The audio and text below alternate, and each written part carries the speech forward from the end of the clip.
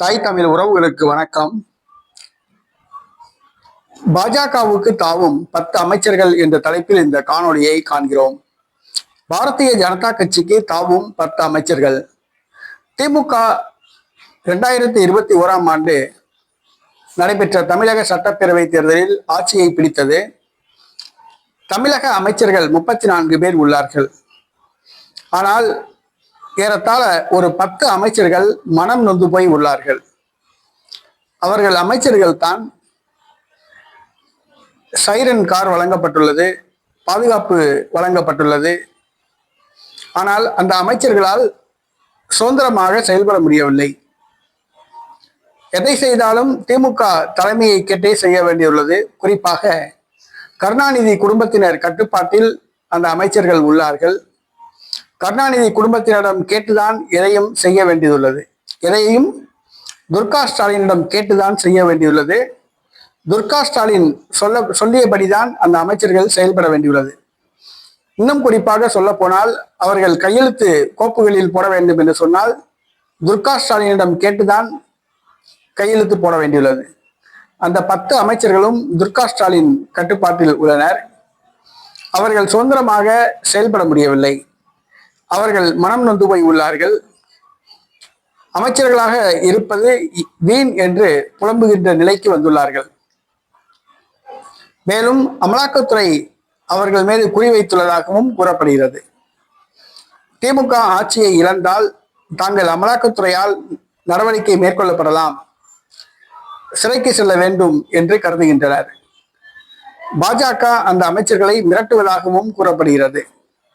ஆக அந்த 10 அமைச்சர்கள், திமுக அமைச்சர்கள் 10 அமைச்சர்கள் தங்களுடைய சொத்துக்களை காப்பாற்றிக் கொள்ளவும், கைது நடவடிக்கையிலிருந்து தப்பித்துக் கொள்ளவும், தங்களுடைய அரசியல் எதிர்காலம் கருதியும் பாரதிய ஜனதா கட்சிக்கு தாவுகின்ற மனநிலையில் உள்ளனர். கண்டிப்பாக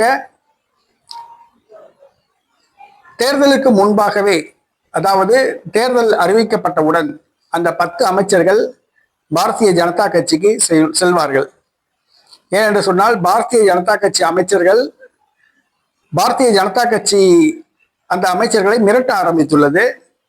அவர்களும் தற்பொழுது திமுக துர்கா ஸ்டாலின் கட்டுப்பாட்டிலும் உள்ளனர். அவர்களால் எதுவும் செய்ய முடியாத ஒரு சூழ்நிலை உள்ளது.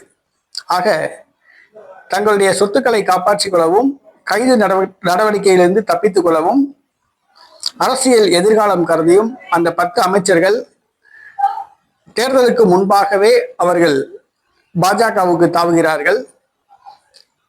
ஏனென்று சொன்னால், திமுக ஆட்சி அமைத்தால் திமுக அமைச்சர்கள் எல்லாம் கருணாநிதி குடும்பத்தினர் சொல்கின்றபடிதான் செய்ய வேண்டும், செயல்பட வேண்டும்.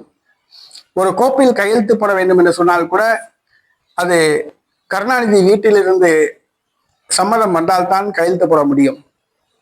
ஆக அவர்கள் மனம் நொந்து போய் உள்ளார்கள். அதிமுக ஆட்சியில கூட அப்படி கிடையாது. அவர்கள் கோப்புகளில் கையெழுத்து போட சுதந்திரமாக கையெழுத்து போட்டார்கள், சுதந்திரமாக தங்களுடைய நடவடிக்கைகளில் ஈடுபட்டார்கள். ஆனால் திமுக ஆட்சியில் அமைச்சர்கள் எதை கேட்டாலும் துர்கா ஸ்டாலினை கேட்டுதான் செயல்பட வேண்டும், சபரீசனை கேட்டுதான் செய்ய வேண்டும் என்ற நிலை உள்ளது. ஆக திமுகவை சார்ந்த அந்த 10 அமைச்சர்கள் தேர்தலுக்கு முன்பாகவே அவர்கள் பாரதிய ஜனதா கட்சிக்கு கண்டிப்பாக செல்வார்கள். இது திமுகவுக்கு மிகப்பெரிய ஒரு அதிர்ச்சியை கொடுத்துள்ளது. அந்த அமைச்சர்கள் மேல் கண் வைத்துள்ளது.